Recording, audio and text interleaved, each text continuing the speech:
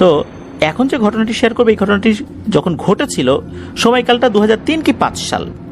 আর এই ঘটনার একটি অংশের প্রত্যক্ষদর্শী কিন্তু ফারহানা আপু নিজেই। ওই সময় উনি প্রাইমারি স্কুলে পড়তেন। আর ঘটনাটি যেই জায়গাটাতে ঘটে সেই জায়গার বিবরণটা একটু দিয়ে নেই।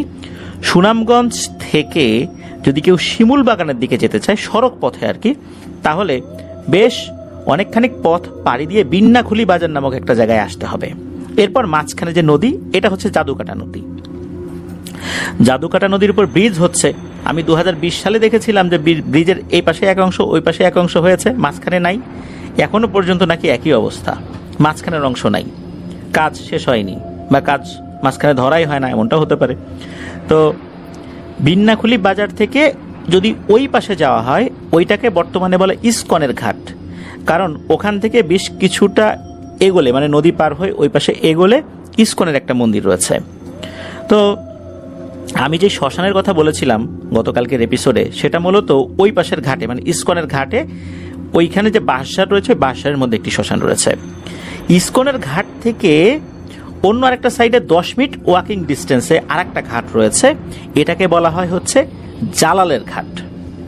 ওখানে বেশ কয়েকটা গ্রাম রয়েছে, করকাঠি গ্রাম, ঘাগরা গ্রাম। তো এই ঘাগরা গ্রামের কাছাকাছি বা জালালের ঘাটের কাছাকাছি একটা জায়গা রয়েছে, এটাকে সিলুগাতা বলে। এটা বলার পেছনে কারণ হচ্ছে যে হাওরের যেই জায়গাগুলোতে বেশি পানি থাকে, যেই জায়গার পানি কখনো শুকায় না, যেই জায়গাগুলোতে ভয়ের ঘটনা ঘটে, সাধারণত এই জায়গাগুলোকে স্থানীয়ভাবে গাতা বা গর্ত, আমরা গর্ত বলি, ওনারা গাতা বলে অভিহিত করে থাকেন। সব গাতাই যে সমস্যা রয়েছে বিষয়টা এরকম না, তবে অধিকাংশ গাতাতেই এই সমস্যা রয়েছে। আমরা একবার টাঙ্গুয়ার হাওর চষে বেরিয়েছিলাম, এমন একটা গাতার কাছে গিয়ে আমাদের নৌকা দাঁড়িয়েছিল।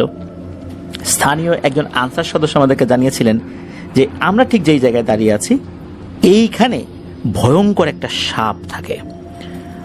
অনেকেই এই সাপটা দেখেছে। স্থানীয় কয়েকজন মাঝির সাথেও কথা বলে সেই সত্যতা আমরা নিশ্চিত করেছিলাম। তো এরকম রহস্যে ঘেরা টাঙ্গুয়ার হাওর। আর জাদুকাটা নদী অনেকেই দেখতে যান, শিমুল বাগান দেখতে যান। এক্ষেত্রে কিছুটা সতর্কতা অবলম্বন করতে হবে, আমি পরের দিকে বলে দিচ্ছি ঘটনার শেষ দিকে। তো এই যে জালালের ঘাট আর সিলুগাতা, মূলত এই জায়গাটাতেই ঘটনা ঘটেছিল। ঘটনার সময়কাল তো বলেছি 2003 থেকে 5। ঘটনাটি যার সাথে ঘটে, এই ছেলেটার বয়স 7 থেকে 8 বছর। তার নাম হচ্ছে নূর মিয়া। এই নূর মিয়াকে এই ফারহানা আপু চিনতেন। নূর মিয়ার বড় ভাইয়ের নাম হচ্ছে ফুল মিয়া। এই ফুল মিয়া আবার প্রাইমারি স্কুলে ফারহানা আপুদের সাথে পড়তেন ওই সময়। তো এই যে সিলুয়া ঘাটের ওখানেও কিন্তু একটা শ্মশান রয়েছে। আর সিলুয়া ঘাটের এখানে জালালের ঘাটের কাছে এই যে গাতাটা, সিলুগাতা বা সিলুয়া ঘাট বা জালালের ঘাট, যে জায়গাটা, এখানে জালাল নামে একজন ব্যক্তি রয়েছেন, অনেক আগে থেকে এখানে দোকান করেন। ওনার দোকান সম্ভবত এখনো আছে বলে জানিয়েছেন ফারহানা আপু, এই জালাল নামে এই ভদ্রলোক। তো এই জায়গার একটা যে সিলুগাতা, এইখানকার পানি নাকি কখনো শুকায় না। আর এইখানে অনেক অনেক ভয়ের ঘটনা রয়েছে। এই যে নূর মিয়া, তার যিনি বাবা, উনি কিন্তু মাছ ধরতেন। আর জাদুকাটা নদীতে এখন কিন্তু একটা ব্যাপার রয়েছে, অনেকে পাথর উত্তোলন করেন। ফারহানা আপুর বাবাও কিন্তু এই পাথর ব্যবসার সাথে জড়িত আছেন বলে জানিয়েছেন। ওখানে যে পাথর উত্তোলনকারী সমবায় সমিতি রয়েছে, সেখানকার একটা গুরুত্বপূর্ণ দায়িত্বে ওনার বাবা রয়েছেন বলে জানিয়েছেন। তো এই যে সিলুগাতা, এইখানে নাকি কেউ গোসল করতে নামে না। জায়গাটা খুব যে বেশি এরিয়া নিয়ে তা না, আধা কিলোমিটার যদি ঘুরেও যেতে হয়, তারপরেও মানুষ এই জায়গাতে গোসল করতে যায় না পারতপক্ষে। তো এই যে নূর মিয়ার বাবা, উনি নূর মিয়াকে সাথে নিয়ে, মানে তার ছোট ছেলেকে সাথে নিয়ে মাছ ধরতে বেরিয়েছেন। মাছ ধরছেন আর কি জাদুকাটা নদীতে। তখন বর্ষার সিজন ছিল। তো মাছ বেশ কিছু পেয়েছেন, 5 মিশালি মাছ পেয়েছেন। এর মধ্যে একটা বড় মাছ পেয়েছেন। আর হাওরের এই মাছগুলোর ডিমান্ড কিন্তু সবসময় বেশি থাকে। লোকাল লোকজনও কিন্তু অনেক দামে সেটা কিনে নিয়ে যান। তো উনি চিন্তা করেছেন যে মাছ যেহেতু ধরেছি, তাহলে এই মাছটা আমি বাজারে বিক্রি করব, আর ছোট মাছগুলো দিয়ে নূর মিয়াকে বাড়িতে পাঠিয়ে দেব। তো উনি কি করেছেন, নূর মিয়াকে ছোট 5 মিশালি মাছগুলো দিয়ে বলেছেন যে যা বাবা বাড়িতে যা, তোর মার কাছে দে, তোর মা রান্না করবে এগুলা, আর আমি এই মাছটা বাজারে বিক্রি করে তারপর বাসায় আসতেছি, এই মাছটা রান্না করতে বল তোর মাকে তাড়াতাড়ি। তো উনি অবশ্য কিছুটা পথ নূর মিয়াকে এগিয়েও দিয়েছেন, তারপরে উনি অন্য দিক দিয়ে বাজারের দিকে চলে গেছেন। তো বাজারে উনি গিয়েছেন, মাছটা ভালো দামে বিক্রি করেছেন, বাড়িতে আসছেন। বাড়িতে আসার পর উনিও ক্ষুধার্ত ছিলেন, কিন্তু ওনাকে দেখার পর ওনার স্ত্রী বলছেন যে এই তোমার এতক্ষণ আসার সময় হলো, নূর মিয়া কই, ও কোথায়, আর তুমি না বলছিলা যে মাছ পাঠাই দিবা রান্নার জন্য, তুমিও নাই, তোমার ছেলেও নাই। তখন নূর মিয়ার বাবা বলছেন যে কি বলো তুমি, নূর মিয়াকে তো আমি সে কখন পাঠাই দিছি মাছ দিয়ে, ও আসে নাই। তখন নূর মিয়ার মায়ের বুকের মধ্যে ধরাস করে ওঠে। আসলে মায়ের মন তো, সন্তানের কোনো একটা অঘটন ঘটলেই কিছুটা হলেও একটা অনুভূতি কাজ করে তাদের মধ্যে। তখন চিৎকার করে বলে ওঠেন যে আমার ছেলেরে নিয়ে গেছে রে, আমার ছেলেরে নিয়ে গেছে। আসলে নূর মিয়ার বাবাও বুঝতে পারছেন আসলে ঘটনাটা কি। যেহেতু তার স্ত্রী এইভাবে বিলাপ করছেন, তখন উনি একটা বিপদের আঁচ করতে পারেন। উনি দ্রুত সেই ঘাটের দিকে যেতে থাকেন যেখান থেকে নূর মিয়াকে উনি বিদায় দিয়েছিলেন। তো ওই জায়গাতে যান, যাওয়ার পর ওখানকার যে লোকজন তাদের কাছে জিজ্ঞেস করেন যে নূর মিয়াকে দেখেছে কিনা। তখন বলে যে হ্যাঁ, নূর মিয়াকে তো দেখেছে, একটা জায়গায় সে গোসল করতে গেল বলে মনে হইল। এর বাইরে আসলে তারা আর কিছু বলতে পারেন না। তখন নূর মিয়ার বাবা, নূর মিয়ার মা আরো কিছু লোকজন নিয়ে সেই জায়গায় যান যেই জায়গাতে লোকজন দেখেছিল নূর মিয়াকে গোসল করতে। তো ওই জায়গায় যাওয়ার পর দেখা যায় যে নূর মিয়ার যে শার্টটা ছিল, এই শার্টটা এক পাশে রাখা, ভেজা অবস্থায় রয়েছে। নদীর পাড়ে শার্টটা রাখা, মনে হচ্ছে ও ওখানে গোসল করার জন্য নেমেছিল, নামার পর শার্টটা সে খুলে রেখেছিল এক পাশে। আর শার্টটা যে পানিতে ভিজেছে বিষয়টা এরকম না, মনে হচ্ছে এটা শুকনাই ছিল, আস্তে আস্তে ভেজা মাটির সংস্পর্শে থাকতে থাকতে শার্টটা ভিজে গিয়েছে বলে মনে হচ্ছে।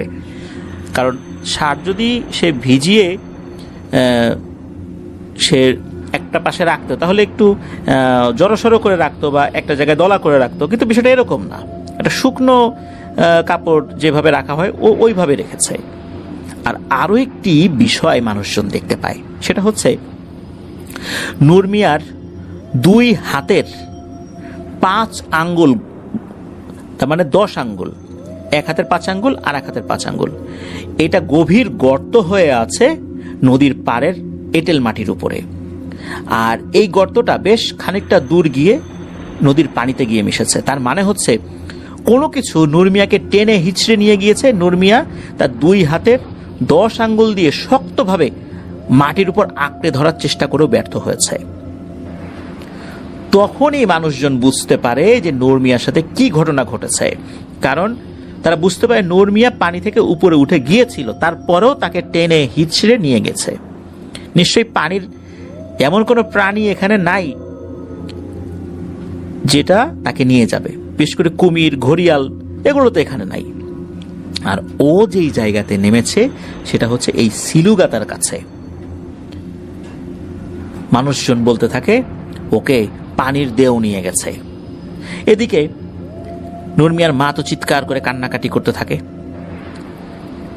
লোকজন জাল ফেলতে থাকে, কিন্তু না, কোনোভাবেই নূর মিয়াকে আর পাওয়া যায় না। এভাবে রাত পার হয়ে যায়, সকাল আসে। আশেপাশে কোথাও লাশ ভেসে ওঠে কিনা সবাই সচেতন ছিল, কিন্তু না, সেটাও পাওয়া যায়নি। ওই দিনও কেটে যায়। তৃতীয় দিন একটা পদক্ষেপ ওনারা নেন। ওই গ্রামে একজন ব্যক্তি ছিলেন, নাম বলে সবাই চিনবে, সঙ্গত কারণে নাম বলছি না। উনি একটা সময় ডাকাতি করতেন। হাওড় এলাকায় এক দুর্ধর্ষ আতঙ্কের নাম ছিল সেই ব্যক্তি। পরবর্তীতে উনি এই প্রফেশনটা ছেড়ে দিয়ে স্বাভাবিক জীবনে আসেন। তবে উনি স্বাভাবিক জীবনে আসেন বলতে কবিরাজি জীবনে আসেন। উনি বিভিন্ন কবিরাজি কাজ করতেন, গাছগাছার ওষুধ না, এই যে জাদুটোনা এগুলো করতেন। অনেক সময় অনেক খারাপ কাজও করতেন বলে শোনা যায়, বিশেষ করে কুফুরি সংক্রান্ত কাজ। শোনা যায় যে উনি এই পানির জিন সংক্রান্ত কাজগুলো জানতেন। আর ওনাকে দেখলে নাকি ভয় লাগতো। ফারহানা আপু জানিয়েছেন যে যখন ওই লোকটা হেঁটে আসতো, ছোট বাচ্চারা, মহিলারা যদি খালি শুনতো যে ওই ডাকাত আসছে, সাথে সাথে তারা দৌড়ে পালিয়ে যেত। তার মাথার চুলগুলো বেশ লম্বা ছিল, দেখতে একটু শ্যামবর্ণের ছিলেন, চেহারাটাও একটু ভয়ঙ্করই ছিল। আমরা নাম বলছি না, কারণ উনি গত হয়েছেন, অর্থাৎ ইন্তেকাল করেছেন, তাই তার নামটা আমরা বলছি না। তো ওনার শরণাপন্ন হয়। উনি তখন বাড়িতে ছিলেন না। ওনার পরিবারকে যখন জানানো হয় তখন উনি কোথায় আছেন, আশেপাশেই ছিলেন, তাকে ডেকে আনা হয়। তখন উনি বললেন যে তাকে একটু সময় দিতে হবে, উনি যোগাযোগ করবেন। এরপর উনি সকলকে নিয়েই ওই জায়গাটাতে চলে যান যেই জায়গাতে নূর মিয়া হারিয়ে গিয়েছিল। ওই জায়গাতে যাওয়ার পর উনি পানির কাছাকাছি জায়গায় বেশ কিছুক্ষণ বসে আছেন, অন্যরা কিছুটা দূরে দাঁড়িয়ে আছে। উনি মূলত পানির নিচের ওই জিনদের সাথে কমিউনিকেট করার চেষ্টা করছেন। বেশ কিছুক্ষণ পর উনি উঠে আসেন এবং এসে বলেন যে নূর মিয়াকে ওরা নিয়ে গেছে, নূর মিয়া বেঁচে আছে। তবে ওরা জানিয়েছে নূর মিয়াকে যদি ফেরত পেতে হয় তাহলে ওরা জীবিত ফেরত দেবে না, আর যদি নূর মিয়াকে না নেওয়া হয় তাহলে পানির নিচে ও জীবিত থাকবে। এখন সিদ্ধান্ত তার পরিবারের উপরে। মূলত সিদ্ধান্তটা জানানোর জন্যই, মানে কি সিদ্ধান্ত নেবেন তার পরিবার, নূর মিয়ার মা বাবা, এটা জানানোর জন্যই কবিরাজ উঠে এসেছেন যে বলো এখন আমি কি করব, তোমরা যেভাবে বলবো আমি সেভাবে করব। তখন নূর মিয়ার মা বাবা খুব কঠিন একটা সিদ্ধান্ত নিয়েছিলেন। আসলে এইভাবে সিদ্ধান্ত নেওয়াটা যে কোনো মা বাবার জন্যই খুবই কঠিন। সেটা হচ্ছে নূর মিয়ার মা বাবা দুজনেই বলেছিলেন যে পানির নিচে ও জীবিত থাকবে কি থাকবে না, বা জীবিত আছে কি নাই, এটা আসলে বোঝার কোনো উপায় নেই। এর থেকে যদি ওর লাশটাও আমরা পাই, অন্তত কবরের কাছে গিয়ে দোয়া তো করতে পারবো, কবরটা দেখেও তো কিছুটা মনের সান্ত্বনা দিতে পারবো যে না, আমার ছেলেটা এখানে শায়িত আছে, এখানে শুয়ে আছে। এই সিদ্ধান্তটা জানিয়ে দেন কবিরাজকে। কবিরাজ বলেন আচ্ছা ঠিক আছে, আমি এটা বলে দিচ্ছি। এরপর উনি আবার হেঁটে হেঁটে ওই ঘাটের ওই জায়গাটাতে গিয়ে বসেন। উনি কি বলছিলেন দূর থেকে সেটা শোনা যাচ্ছিল না। মিনিট 20 পরেই উনি বলে ওঠেন যে তোমরা সবাই 5-6টা নৌকা নিয়ে এই নদীর চারদিকে অবস্থান নাও। বিশেষ করে একটা জায়গা দেখে দেন যে ওই জায়গার চারদিকে অবস্থান নিতে, যে কোনো সময় নূর মিয়াকে ওরা ফেরত দেবে। সাথে সাথে 4-5টা নৌকা তারা অবস্থান নেয়। কখন নূর মিয়া ভেসে ওঠে, এদিকে চতুর্দিকে লোকজন জড়ো হয়ে গেছে, আশেপাশের কয়েক গ্রামের লোকজন জড়ো হয়ে গেছে, তার মধ্যে ফারহানা আপুও আছেন, কারণ নূর মিয়াকে তো চিনতেন। তো অনেকক্ষণ সকলে দাঁড়িয়ে আছে, প্রায় 2 ঘন্টা হয়ে গেছে। হঠাৎ করে সবাই দেখে যে নূর মিয়া ভেসে উঠছে। কিভাবে ভেসে উঠছে? মনে হচ্ছে নূর মিয়ার 2 পায়ে ধরে একদম সোজা করে তাকে উপর দিকে উঠিয়েছে। প্রথমে মাথা উঠলো, গলা, পুরো বডি, পুরো পায়ের পাতা পর্যন্ত দেখা গেল। এর মানে পুরো বডিটা দাঁড়িয়ে গেল। এরপর বডিটা আস্তে করে কাত হয়ে পানির উপর ঠাস করে পড়ে গেল। সাথে সাথে নৌকা নিয়ে নূর মিয়াকে তুলে আনা হলো। দেখা গেল নূর মিয়ার নাক দিয়ে, মুখ দিয়ে, কান দিয়ে একদম তাজা রক্ত পড়ছে। তৃতীয় দিন তাকে যে পাওয়া গেল, পানির নিচে ঘন্টাখানেক হাত রাখলে কিন্তু হাতটা কেমন হয়ে যায় না, চামড়া কুচকে যায়, ফ্যাকাশে বর্ণ ধারণ করে। কিন্তু নূর মিয়াকে দেখে মনে হলো সে মাত্র পানি থেকে গোসল করে উঠেছে। আর তাকে যে এইভাবে দিয়ে গেল, কে দিয়ে গেল এটা দেখা যায় নাই। ফারহানা আপু জানিয়েছেন যে প্রতি বছর ওই জায়গাটাতে, বিশেষ করে জাদুকাটা নদীতে একজন মারা যাবেই। উনি এটাও জানিয়েছিলেন যে ওনাদেরই পরিচিত একজন বেশ বড় একটা নৌকায় পার হচ্ছিলেন ওই জাদুকাটা নদী দিয়ে। হঠাৎ করে ওই লোকটা নৌকায় নাই, নৌকার পেছনে বসা ছিল। এরপর কয়েকদিন পর তার লাশ পাওয়া যায়। একই রকম ভাবে সে যে কয়েকদিন যে পানির মধ্যে ছিল এরকমটা মনে হয় নাই। প্রতি বছরই নাকি ওইখানে লোকজন মারা যায়। অনেক জায়গায় আমরা এরকম শুনি যে এই ঘটনা ঘটে। প্রিয় লিসেনার্স, আমি কিন্তু টাঙ্গুয়ার হাওর সংক্রান্ত বিষয় নিয়ে অনেকগুলো ঘটনা শেয়ার করার চেষ্টা করেছি বিভিন্ন সময়। ওখানকার যারা নৌকার মাঝি তাদের সাথে কথা বলেছি, তারাও বিষয়গুলো স্বীকার করেছেন। তবে ওনারা স্পেসিফিকভাবে কোনো কিছু বলতে চান না। কারণটা হচ্ছে যেহেতু এটা একটা পর্যটন এরিয়া হওয়ার কারণে এই বিষয়গুলো বললে ওখানে যারা পর্যটন ব্যবসার সাথে জড়িত আছেন তাদের ব্যবসা কিন্তু ক্ষতি হতে পারে। এখন ওনারা সিদ্ধান্ত যেটা নিয়েছেন যে এই সমস্ত বিষয়গুলো বলা যাবে না, তবে পর্যটকদের সেফটির জন্য যা যা করার দরকার ওনারা সেটা করবেন। এই জন্যই কিন্তু আগে হাউসবোটগুলো কিন্তু এলোমেলো জায়গায় অবস্থান করতো রাতের বেলা, এখন কিন্তু সেটা হয় না।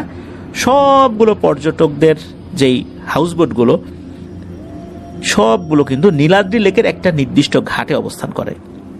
এলোমেলোভাবে ঘোরাঘুরি করা সম্পূর্ণ নিষেধ সন্ধ্যার পর থেকে। সন্ধ্যার আগে যে যেখানে থাকুক না কেন সন্ধ্যার আগেই ঘাটে চলে আসতে হবে, নীলাদ্রি লেকের ঘাটে। এই জন্য আপনারা দেখবেন যে এখন টাঙ্গুয়ার হাওরে আল্লাহর অশেষ রহমতে প্রশাসনের হস্তক্ষেপে মৃত্যুর ঘটনাগুলো অনেকটাই কমে এসেছে। আর শহর এলাকা থেকে যারা যান, বিশেষ করে ইউনিভার্সিটির স্টুডেন্টরা বা কলেজের স্টুডেন্টরা, দেখা যাচ্ছে যে শহর এলাকায় কোনো ওয়াটার বডি না থাকার কারণে কেউ তো আসলে এই ধরনের নির্মল পানিতে গোসল করার সুযোগ পান না। আর এই ধরনের নির্মল পানিগুলো দেখলে কার না গোসল করতে ইচ্ছা করে? এই আবেগ তো ধরে রাখা খুব মুশকিল। আর হুটহাট করে যে কোনো জায়গায় অনেকেই আগে নেমে পড়তেন, আর তখন দুর্ঘটনা ঘটত। এখন আল্লাহর রহমতে এই বিষয়গুলো অনেকটাই কমে এসেছে আলহামদুলিল্লাহ। যারা ওই দিকে যাবেন অবশ্যই আপনারা আপনাদের গাইডের পরামর্শ অনুযায়ী কাজ করবেন। গাইডের সাথে কথা বলে যেখানে নামার দরকার সেখানে নামবেন। গাইডের পরামর্শ ছাড়া কোথাও না নামার অনুরোধ করব। অবশ্যই গাইডের পরামর্শ ছাড়া ওখানে গিয়ে পানিতে নামার ক্ষেত্রে খুবই সতর্কতা অবলম্বন করবেন, কারণ বিপদে পড়লে লাইফ জ্যাকেটও কোনো কাজে আসবে না।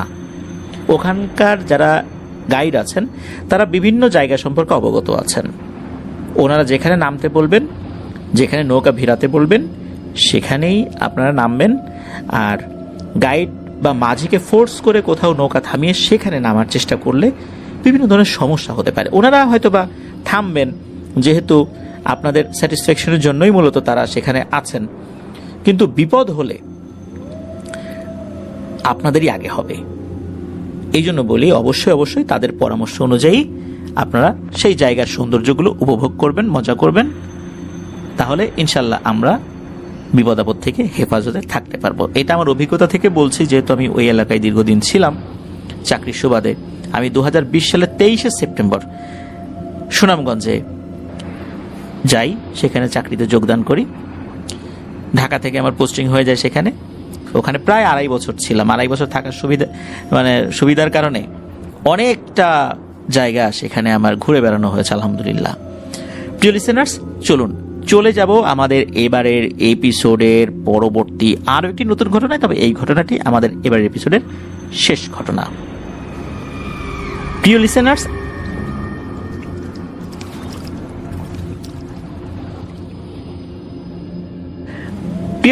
আবারও স্বাগতম জানাচ্ছি আমাদের হরর নাইট এপিসোডের 67তম আয়োজনের দ্বিতীয় এবং শেষ ঘটনায়। এখন যে ঘটনাটি আপনাদের সাথে শেয়ার করব, এই ঘটনাটি আমাদেরকে যিনি পাঠিয়েছেন ওনার নাম মোহাম্মদ শরীফ হাসান। ওনার বাড়ি নেত্রকোনা জেলার কেন্দুয়া উপজেলার বলাইশিমুল ইউনিয়নের উলওয়াটি গ্রামে। উনি পেশায় একজন অটো রিক্সা ড্রাইভার। ঘটনাটি ওনার নানার সাথে ঘটেছিল, আর এই ঘটনাটি উনি ওনার মায়ের মুখে অনেকবার শুনেছেন। যেখানে ঘটেছিল ওই জায়গাটা হচ্ছে রেন্ট্রিতলা বাজার, আর গ্রামের নাম হচ্ছে চান্দুরা। ঘটনার সময়কাল 1980 থেকে 82 সালের মধ্যবর্তী কোন একটা সময় হবে। ঘটনাটি যখন ঘটে তখন মৌসুমটা এই যে এখন যেরকম বর্ষাকাল ওই রকম। নানার কিন্তু শখ ছিল রাতের বেলা টেটা দিয়ে মাছ ধরা, সে বর্ষাকাল হোক, শীতকাল হোক আর গ্রীষ্মকাল হোক, যখনই হোক না কেন তাকে টেটা দিয়ে মাছ ধরতেই হবে। নানার পরিবারে ছিল 6 মেয়ে, 1 ছেলে আর নানা নানি। নানার বাড়ির সামনের দিকে রয়েছে একটি নদী, যেটি পাটেশ্বরী নদী নামে পরিচিত। নানার বাড়ি থেকে নদীতে হেঁটে গেলে প্রায় 5 থেকে 6 মিনিট লাগে আর কি। নদীর সাথেই একটি খাল মিশে আছে, আর এই খালটি এঁকে বেঁকে চলে গেছে উত্তরে বিলের দিকে। খালের 2 সাইডে রয়েছে সারি সারি অসংখ্য কদম গাছ, আর 2-3টা শেওড়া গাছ এবং আকাশী গাছ। স্থানীয়ভাবে এটি আকাশী গাছ বলেই অভিহিত করা হয়ে থাকে। তো নানা যেদিন মাছ ধরার জন্য বের হয়েছেন সন্ধ্যার পরে আর কি, তবে সন্ধ্যার পর থেকেই এমন বৃষ্টি শুরু হয়েছে উনি বের হতে পারছিলেন না।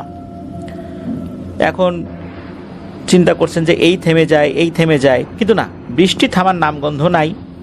এই বৃষ্টি গিয়ে থামে রাত আনুমানিক 9টার দিকে। টানা এরকম মুষলধারায় বৃষ্টির কারণে অনেক পানি কিন্তু বেড়ে গেছে। বিলে তখন হাঁটু অবধি পানি কিন্তু হয়ে গেছে। তো নানা ভেবেছেন বিলের দিকে গেলে আজকে অনেক মাছ পাওয়া যাবে। তো উনি রাতের খাওয়া দাওয়া শেষ করে মাছের ঝুড়ি, ট্যাটা, তারপর কেরোসিন তেলের হ্যাজাক লাইট এগুলো নিয়ে প্রস্তুত হয়ে রওনা দিয়েছেন বিলের দিকে। বাড়ি থেকে 5 মিনিট হাঁটলেই একটা ব্রিজ পড়ে। এই ব্রিজটা অবশ্য পাটেশ্বরী নদীর উপরে।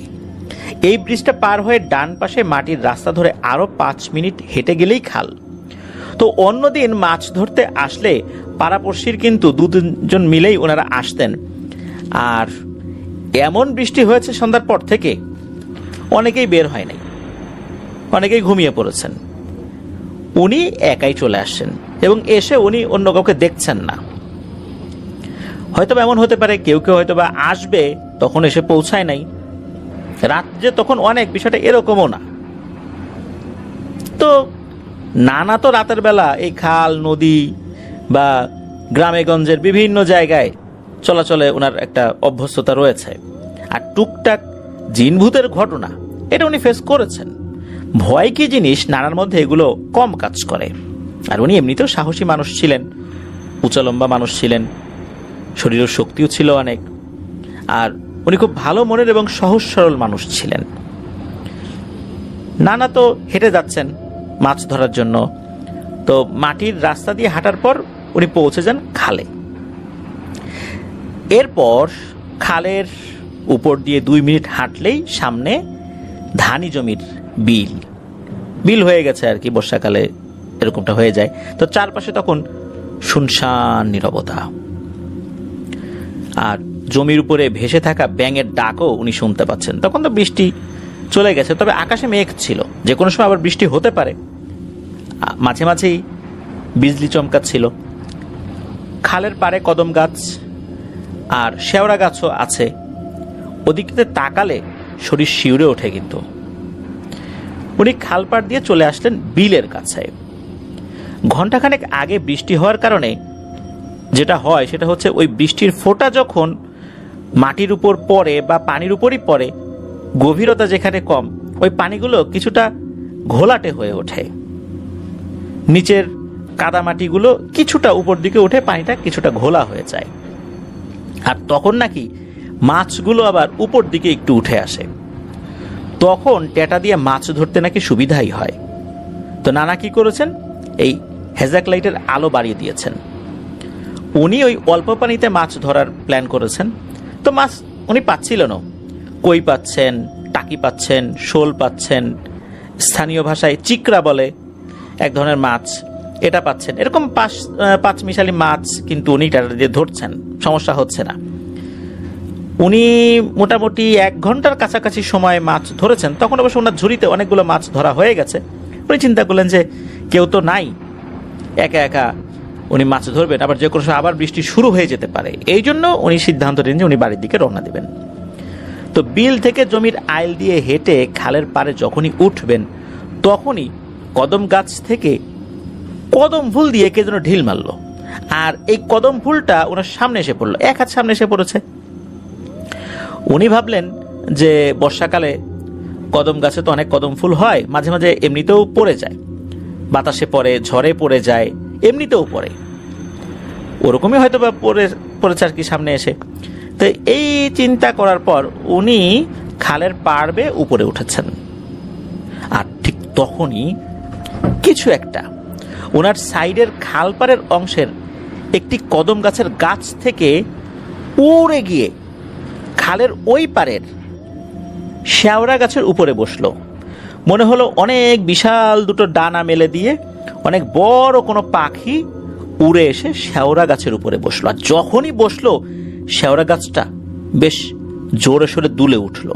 মনে হলো শেওড়া গাছের ধারণ ক্ষমতার থেকেও বেশি কিছু এসে শেওড়া গাছের উপর বসেছে। তখনই বেশ এলোমেলোভাবে দুলে উঠলো।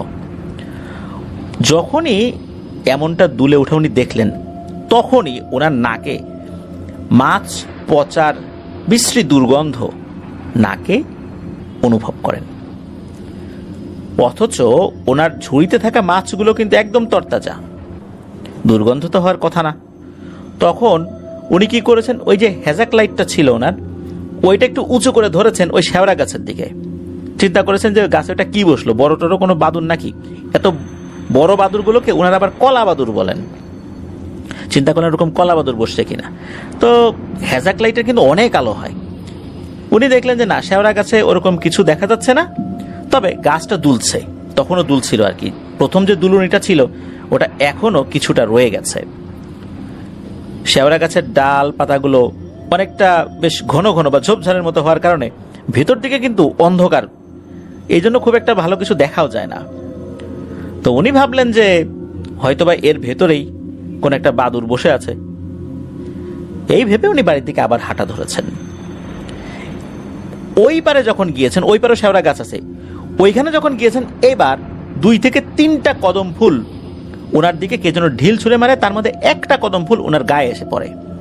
এইবার উনি বুঝতে পারলেন যে এইটা কোনো নিশাচর পাখি বা কলা বাদুরের কাজ না, নিশ্চয়ই কোনো দুষ্টু মেছো পিশাচ তার পিছু নিয়েছে। তো উনি এই ধরনের সমস্যাগুলো এর আগেও টুকটাক ফেস করেছেন, এই জন্য খুব একটা বেশি চিন্তা না করে আবার হাঁটা ধরেছেন বাড়ির উদ্দেশ্যে। আর ঠিক তখনই ওই পিশাচটা খালপাড়ের ওই পার থেকে পুরুষ এবং কোনো বাচ্চা ছেলের একত্রে কণ্ঠস্বর যেরকম হয়, মিশ্রিত কণ্ঠস্বর, ওই রকম গলায় বলে ওঠে, কিরে মনফর, আজকে তো অনেক মাছ মারলি, আমাকে 2টো মাছ দিয়ে যা।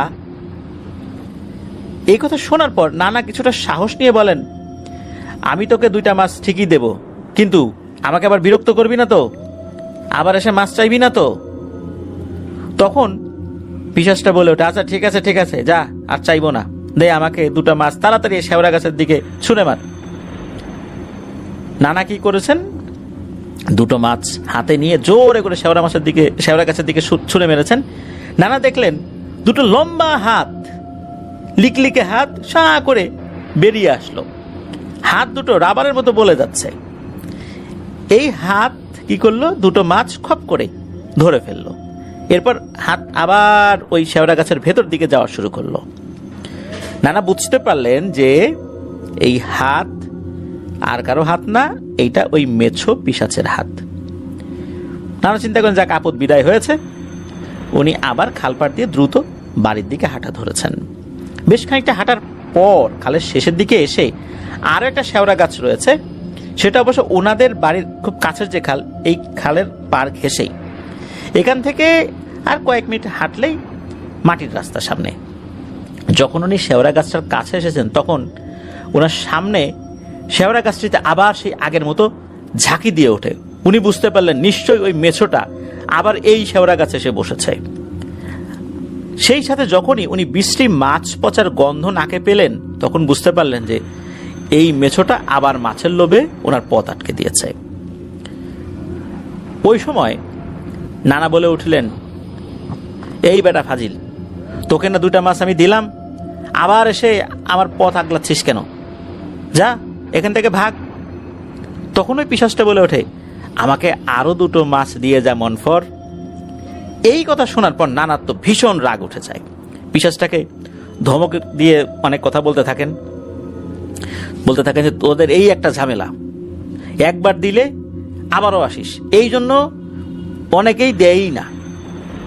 আমি দিলাম তো, এখন আমার পিছু নিছিস না, প্রথমে দিতাম না, ওটাই ভালো ছিল। যা, একটা মাছও দেব না, যা পারিস কর।